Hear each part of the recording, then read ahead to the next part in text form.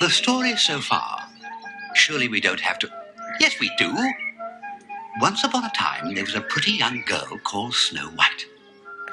She lived all alone in the woods with 7 little men. To be honest, the neighbors were pretty shocked.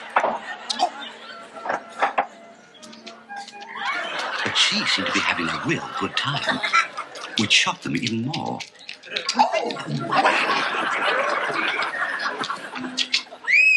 Till one day, she ran off with a handsome prince.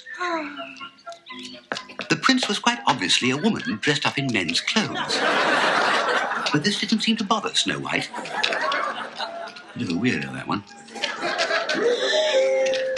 Snow White and the so-called prince went off to live happily ever after. And the dwarfs were left out of work.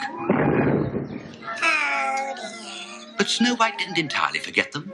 Sometimes she'd invite them up to the palace for a game of skittles. She even gave them little jobs in the garden. 2 of them died of exposure, and another one was eaten by a goldfish. When Snow White had been a poor, simple girl, she treated the dwarfs pretty well. But now she was a princess, somehow her attitude seemed to have changed. Stop them. So the 4 remaining dwarfs decided to advertise for 3 replacements, reform the group, and go back to working in the mine, which is where our story begins.